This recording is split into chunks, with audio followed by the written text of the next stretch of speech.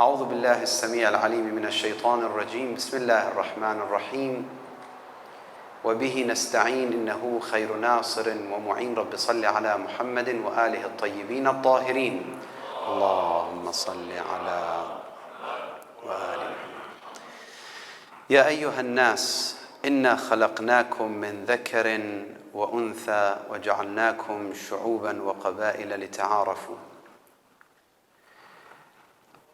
C'est toujours difficile au niveau de l'éthique islamique de prendre le chemin juste au milieu. La plupart des gens sont malheureusement, ils tombent malheureusement dans l'ifrat ou le tafrit. Normalement, c'est ça le problème. Ou bien, il est tellement généreux qu'il commence à dépasser la générosité et donc il ne laisse rien pour la famille. Ou bien tellement radin que lorsqu'il meurt, la famille sont contents. Parce qu'il ne dépensait même pas, alors qu'il avait beaucoup.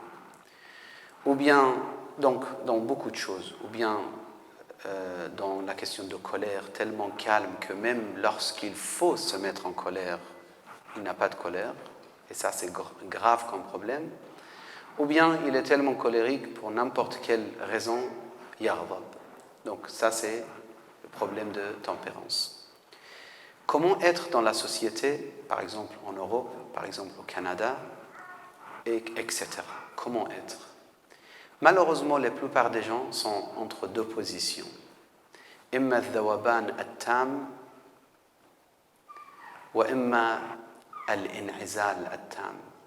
Donc, ou bien ils sont totalement, je ne sais pas comment on va dire en français, fondus ou effacés, assimilés totalement. Donc, il n'existe plus finalement la personne, ni identité, ni croyance, ni histoire, rien. Il s'efface totalement, ou bien isolé totalement dans la communauté. Et c'est une souffrance incroyable lorsqu'il est isolé aussi. C'est une souffrance, c'est un problème. Allah subhanahu wa ta'ala, dans plusieurs versets coraniques, sur plusieurs aspects, il nous explique, il nous fait comprendre des choses grâce à Ahl al-Bayt qu'on doit comprendre. J'ai mentionné rapidement tout à l'heure, Amir al-Mu'minin, il dit « Imma akhun laka fi ad-din ou nadhirun laka fal khalq ». Donc il y a différentes sortes de relations que tu dois avoir dans la société.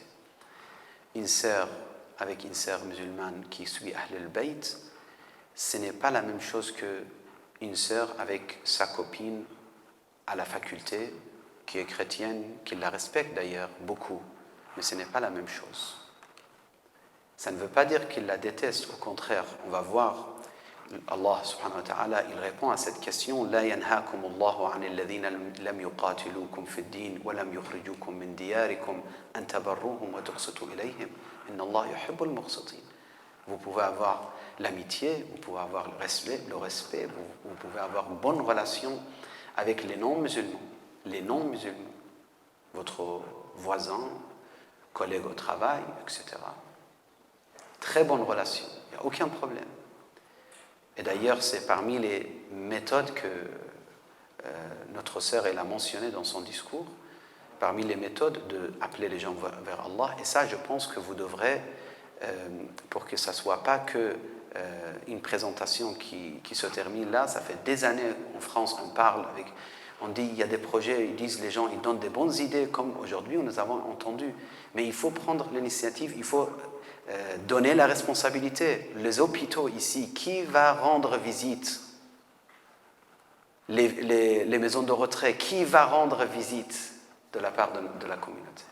Qui va rendre? Qui va le faire? Qui va organiser? À la kulli hal, ça c'est très important. Mettre en pratique les idées qui sont fantastiques finalement, parce que c'est les idées de Ahl al-Bayt. C'est comme ça qu'ils nous ont appris, alayhi salam. Ce n'est pas les idées de Mustafa al-Khaliq, ce n'est pas les idées de Zayd ou Amr min al-Nas, c'est les idées de Ahl al-Bayt. Mais comment les pratiquer? Nous, on les rappelle, on rappelle entre nous. Nudhakkir ba'duna ba'dan. Ala kulli hal. La yanhaakum Allah. Allah nous a jamais interdit d'avoir, si vous voulez, l'amitié, le respect, bonne relation. Au contraire. Et normalement, je préfère ne pas raconter mes histoires personnelles ou des anecdotes personnelles, mais juste rapidement, qu'est-ce qui s'est passé il y a peut-être 7-8 ans pour moi, personnellement, de Vancouver à Calgary, de Calgary en France, l'avion, il y a un petit souci, il descend à Calgary. Mais avant de descendre à Calgary, de Vancouver, une dame, peut-être 60 ans, 65 ans, avec son mari 70 ans, il me pose la question, vous êtes imam, monsieur? Français, des Français. Et subhanallah, je n'ai pas voulu faire tawriya, je ne sais pas, tawriya, vous comprenez tawriya, c'est-à-dire un peu changer le sujet, etc. Non, je dis la vérité, je dis oui, je m'occupe de ça, etc. Allah yahsan aqbatna. Après, ils ont commencé à attaquer, à parler très très mal, très très mal. Vous avez détruit notre pays, vous, etc. Après, j'ai dit, c'est ta faute. De toute façon, maintenant, tu ne peux rien dire. Ça y est, on est en train de rentrer dans l'avion. À quoi ça sert? Comment tu vas parler, etc. J'ai dit, accepte ce qui s'est passé. Tu n'aurais pas dû ouvrir le sujet comme ça. Al-Wa'if, comme ça, en étant debout, comme ça, rapidement, ça ne sert à rien. Je me suis assis. Tout d'un coup, on arrive à Calgary. Ils disent 7 heures de problème. Donc, vous devrez rester à l'aéroport. Je sors. Eux, ils me rencontrent, ils me disent « Ah, on va continuer notre, je ne sais pas, discussion, on l'appelle discussion, bombardement, je ne sais pas ce qu'on va l'appeler. On va continuer, monsieur ?» J'ai dit « Ah non, il n'y a plus de discussion. Si vous voulez manger, j'ai des bonnes choses qui s'appellent kobba, irakien, de Vancouver. Si vous voulez, on goûte ensemble. Mes discussions, non, c'est fini. Mais dans ma tête, j'ai dit « Pour l'instant, c'est fini. » D'abord, il faut un peu de kubba, un peu de respect, un peu d'amitié, un peu de générosité, même si c'est limité. Après, de toute façon, je ne vais pas prendre de votre temps. Après, qu'est-ce qu'ils m'ont acheté comme boisson, comment ils se sont occupés, comment ils ont changé complètement. Ils ont posé toutes les questions, ils ont discuté pendant 3 à 4 heures. Ils ont posé toutes les questions de leur histoire, le fait de détester l'islam. Toutes les questions, ils l'ont posées. Et après, à la fin, ils me disent, c'est nous qu'on va te déposer chez toi. Je dis, non, mais moi, j'habite très loin, c'est pas à côté, ils insistent, etc. Donc, tout simplement, al-mahabba min afdali dawa'i ad-da'wa ila Allah. Al-mahabba ila al-ibad. Le respect, la générosité, c'est parmi les meilleurs moyens pour inviter les gens vers Allah subhanahu wa ta'ala. Donc, on ne peut pas dire, je vais pas parler avec eux, c'est comme certains, je ne vais pas mentionner quel genre de culture, disent c'est des kuffar. Je ne parle pas avec eux. Je ne leur donne même pas 1 minute de mon temps. Pourquoi? T'es qui? T'es mieux que Ahl al-Bayt, alayhi salam, qu'ils ont donné leur temps aux juifs, aux chrétiens, aux athées, etc. etc. T'es qui? T'es qui? Ya Abu Abbas. لا ينهاكم الله عن الذين لم يقاتلوكم في الدين ولم يخرجوكم من دياركم. C'est pas tes ennemis. Au Canada, c'est la même chose. Donc, ni inghilaq tam, close totalement, isolation totale, qui est très dangereux pour la personne, ni ouverture totale, assimilation, vous avez dit, par exemple. Ça, c'est aussi très dangereux. Amrun bainal amrayn, qui est difficile, mais qui est important. Et pour ça, on a discuté, on a parlé, et il y a eu des participations par rapport à ce point. L'éducation est très importante. Parce que tu ne peux pas être juste au milieu si tu n'as pas les outils, si tu n'as pas les connaissances, si tu n'as pas les informations. لا تستطيع أن تكون في الوسط إن كنت جاهلا. الجاهل لا يستطيع. إما ينعزل وإما يذوب. Tu ne peux pas te mettre, parce que tu n'arrives pas à te mettre justement comme ça. Tu peux être fait le wasat quand tu es quelque chose. Tu as des informations, tu as des connaissances. Là, c'est une fille, on pose la question, toi, tu es chiite, pourquoi tu prosternes sur une tourbe? Ah, tu adores les pierres. Qu'est-ce que vous avez comme réponse? C'est une question que toujours je plaisante avec mes amis en France, pas ailleurs. Je dis, mais qu'est-ce que vous avez comme réponse? Ou certains ils disent, pourquoi vous ne serrez pas la main? Qu'est-ce que vous avez comme réponse? Pourquoi vous lancez des pierres à la Mecque? Mais ça ne va pas, c'est des murs. Qu'est-ce que vous avez comme réponse?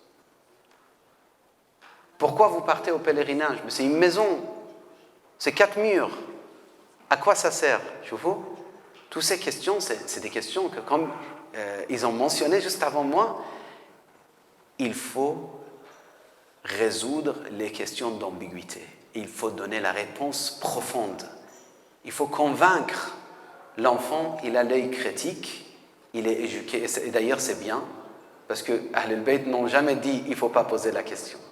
Au contraire, ils nous ont appris à poser la question.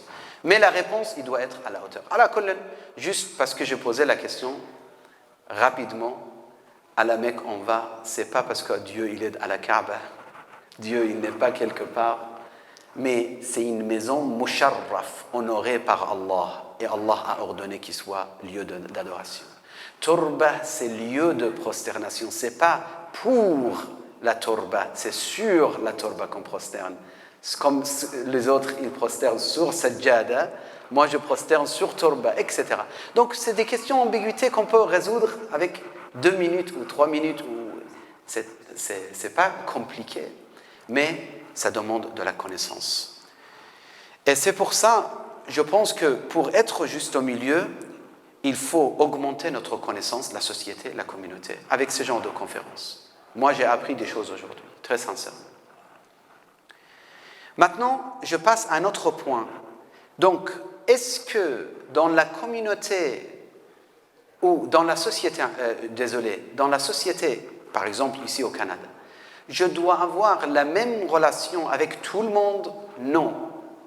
C'est tout à fait normal, tu fais sélection, tu sélectionnes. Même parmi les chiites, il faut choisir les familles qui vous ont rapproché vers Dieu. Vous les sœurs, vous les frères, ne choisissez pas des copines, des copains qui vous parlent que de dunya. Ne choisissez pas les copains qui créent l'orgueil dans votre personnalité. Ne choisissez pas les copains ou les copines qui vous applaudissent tout le temps. Ahsanti, inti arwa, inti akmal, inti mu'mina, inti tahira, inti muqaddasa. Ça ne sert absolument à rien. Choisissez des personnes qui vous critiquent, qui vous aident, qui vous rappellent, qui vous perfectionnent. Ça, c'est normal. Donc ça, c'est les meilleurs, les plus proches dans la communauté. Après, ça grandit un petit peu. Et un petit peu. Et j'ai toujours bon comportement même avec le gharib. Une des qualités ou des caractéristiques de notre noble prophète Muhammad sallallahu alayhi wa alihi. Allahumma salli ala. Les gens tous, ils pensaient que le prophète, il est proche de tout le monde de la même façon. Ça veut dire chacun il pensait que moi je suis parmi les proches de notre noble prophète. Wadah al-fikra? Pourquoi? Parce que le prophète, il ne faisait pas, voilà mon équipe, voilà mes amis. حتى رجل الدين في المدن يجب أن يتعامل نفسه. الحمد لله رجال الدين طيبين طاهرين بهالمدينة. الله يوفقهم ويسدد خطاهم ويحسن عاقبتنا جميعا. رجل الدين, il faut qu'il soit ami de tout le monde. Il ne faut pas qu'il montre que moi je préfère, parce que je suis du sud de Liban, donc je préfère le Junoubiyin, le Biqa'iyin, pas trop. Ou je suis irakien, donc je suis plus avec les Irakiens. Ou je suis libanais, je suis plus avec les Iraniens. Ou je suis de telle qaria, etc. Tout ça, c'est des faiblesses. Non, il faut que vous soyez donc dans la communauté comme si vous êtes égal à tout le monde, mais en réalité, vous vous orientez vers la personne qui vous approche vers Allah. ما في مجاملات. أختي الفاضلة، أخي الفاضل، الدنيا تمر، الدنيا تغر وتضر وتمر. De toute façon, ça va passer. Aujourd'hui, hier, j'ai perdu un frère ici à Swansea, Dr Zaini. C'est un sayyid dentiste que je connaissais depuis des années. Il est parti. Je lui ai laissé un message hier matin et hier soir, ils m'ont dit qu'il est déjà décédé. Je voulais le voir. C'est comme ça. On n'est pas éternel. Vous êtes éternel? Je ne sais pas. On va passer. Donc, comment vivre ici? Comment se préparer pour être un ambassadeur de l'islam? Je reviens vers notre question de notre échange d'aujourd'hui. Donc, il faut sélectionner dans la communauté. Mais je ne suis pas en train de m'éloigner ou d'être isolé de la communauté du tout. Il y a un hadith que je trouvais très originel de Imam Ali alayhi salam. Il dit وَإِنَّمَا كَانُوا جَمِيعًا فَتَشَتَّتُوا. Il parle des gens qui sont morts, mais le corps vivant. Vous savez, dans chaque communauté, là à Montréal, moi je vous garantis, il y a des gens qui sont déjà morts dans leur maison. Même s'ils sortent et reviennent, mais ils ne sont pas du tout utiles pour la communauté, ni pour eux-mêmes. Pour personne. Amwat. Allahumma la taj'alna minhum. Allah yahsan aqbatna. Et quand tu leur parles, dis ma biqadruni ma'arfu qimti. Ça commence mal. Ça commence mal. ما بيقدروني ما عرفوا قيمتي يعني أنت تعتبر نفسك toi tu représentes la réalité le haq le khayr le nour et que les gens c'est les ténèbres et ils n'ont pas profité de ma lumière déjà ça commence mal أمير المؤمنين il dit وإنما كانوا جميعا فتشتتوا وآلافا فافترقوا جيران لا يتأسون وأحباء لا يتزاورون ils n'ont pas de relation entre eux ils ont coupé relation l'un avec l'autre بليت بينهم عرى التعارف وانقطعت منهم أسباب الإخاء فكلهم وحيد يعني ماذا؟ يعني انقطعوا على المجتمع عمليا أموات طيب puisque je vous ai promis de ne pas prendre beaucoup de votre temps quelques questions donc vraiment je peux aimer les gens j'ai des questions de le marja' al-taqlid, ce n'est pas mes questions, ce n'est pas mes réponses. Je vous lis, je traduis. Et si vous avez des remarques ou des questions, Inch'Allah, je serai à votre disponibilité. Donc, avant de lire les questions, Amrun bayna al-amrayn. La dhawaban, même les enfants. Juste entre parenthèses, un cheikh, il m'a raconté cette histoire. Il m'a dit, je marchais à Paris avec mes enfants. Et j'ai vu un chien qui était attaché en hiver, très froid. Le chien tremblait de froid. Après, le cheikh, avec ses enfants, il a vu la situation, il a commencé à chercher où est le propriétaire, pourquoi il l'a attaché ici. Et il y avait l'hôtel juste à côté. Il est rentré, monsieur, où est le propriétaire de... Il a fini sa mission, en sortant, ses enfants, ils disent, Baba, tu t'es occupé de chien. Mais c'est pas najis. Après, il dit, c'est najis. Fiqhiyan najis. Mais c'est un être vivant. Ahlul Bayt, ils nous ont appris que Imra'a, Rasulullah, il nous a appris Imra'a dakhalat an-nar. Une femme, elle sera en enfer à cause de quoi? Fi, tadal. Fi. Chat prisonnier, ni il lui a donné de la nourriture, ni il l'a libéré pour partir vivre. Et cette dame, elle va en enfer parce qu'elle a torturé le chat jusqu'à ce que le chat, il était mort. Ça, c'est la vision. Abayat Rasulullah, il y a un chat qui s'endormit sur Abayat Rasulullah, sur le vêtement de Rasulullah. Il ne se lève pas pour ne pas réveiller le chat. C'est des histoires? Non, c'est des hadiths. C'est des légendes? Non, c'est des vérités. Un ayatollah, je ne mentionne pas les noms exprès, un ayatollah qui est décédé, Aqom, rahmatullah alayh. Un jour, il pleurait. Un de ses élèves, il dit, Shaykhana, pourquoi tu pleures autant? Il dit, je me suis rappelé de quelque chose qui m'a rendu triste il y a 30 ans ou 20 ans. Il dit, c'est quoi l'histoire? Il a dit, j'étais à la Hawza, écoutez bien, et j'ai eu la responsabilité de donner de l'eau aux poulets qui étaient au sath, le toit, sur le toit de Hawza. Et c'était l'été. École islamique, Hawza, école islamique.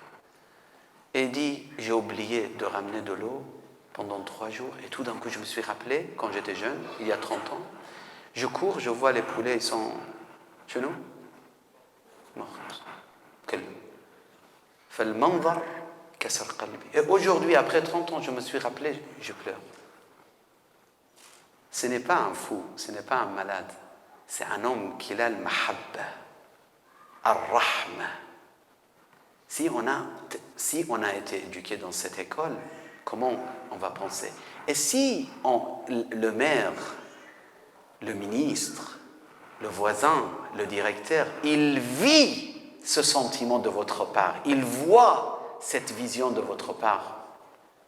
Il va automatiquement, au moins, at least, il va aimer, apprécier votre école de pensée et votre religion. هل يجوز تهنئة غير المسلمين بأعيادهم? Est-ce qu'on peut féliciter ou pas féliciter تهنئة? Donc féliciter peut-être, si, féliciter les non-musulmans dans leurs fêtes, félicitations, ou je vous souhaite bonne année, ou je ne sais pas, joyeuse année, etc. Je peux. يجوز تهنئة الكتابيين من يهود ومسيحيين وغيرهم. Ce n'est pas Abu Abbas qui répond, c'est Marja qui répond. وكذلك غير الكتابيين من الكفار. من الكفار.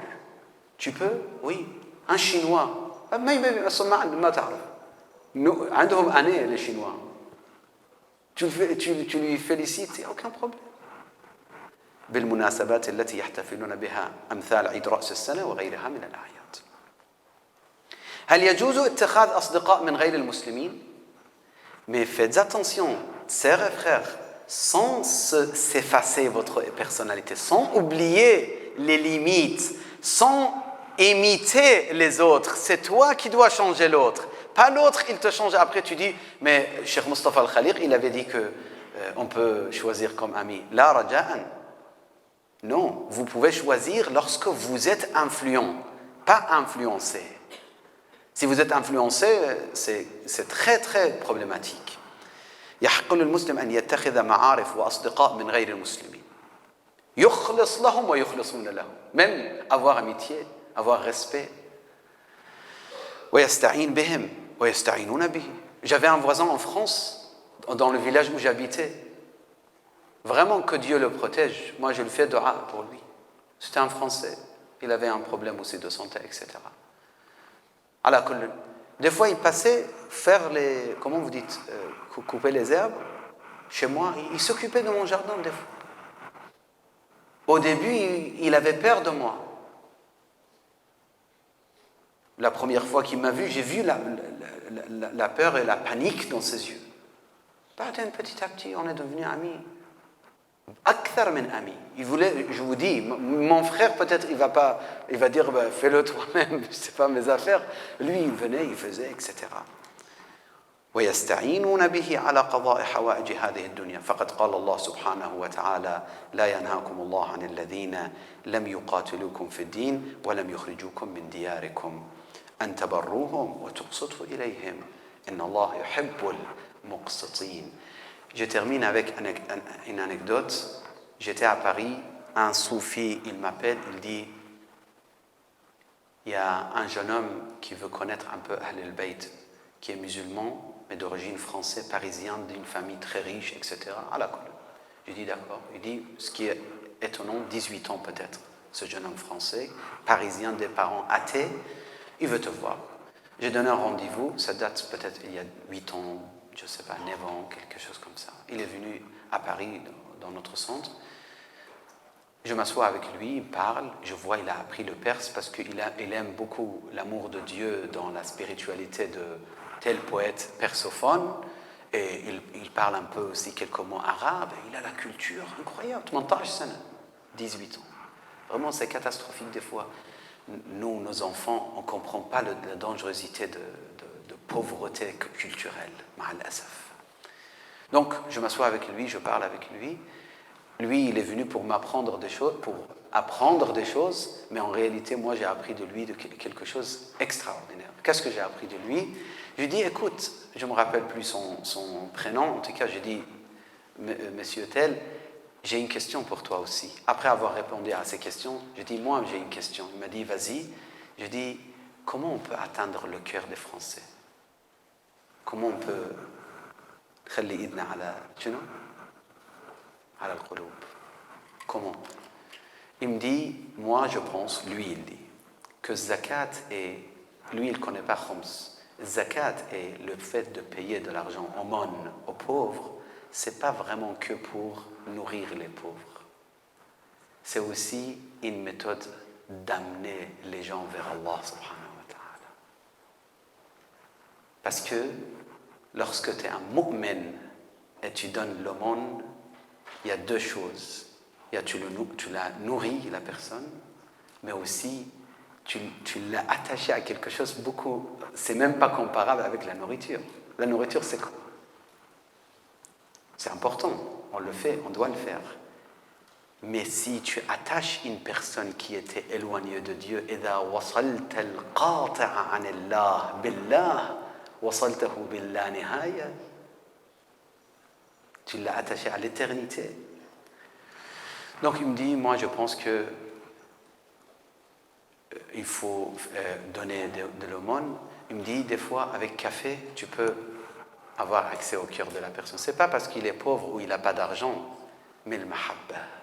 Al-mahabba, miftahu kulli falah, c'est ce que notre noble prophète avait, ce que Ahlul Bayt ils avaient. أقول قولي هذا وأستغفر الله لي ولكم لئن يهدي الله بك يا علي عبدا من عباده خير لك مما طلعت عليه الشمس إذن لا تنعزل ولا تكون ممن يذوب في المجتمع كن في الوسط وادع إلى الله بالحكمة والموعظة الحسنة وصل اللهم على سيد المرسلين محمد المصطفى وآله الطيبين الطاهرين صل على محمد وآل محمد وعجل فرجه. Oui, bien sûr.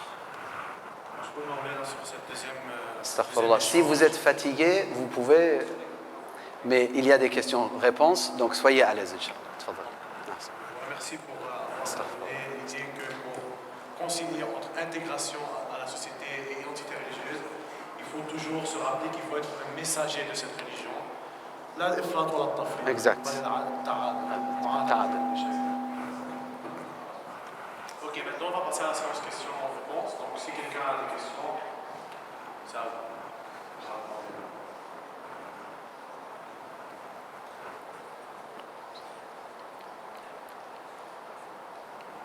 تفضل الأخت عنده سؤال.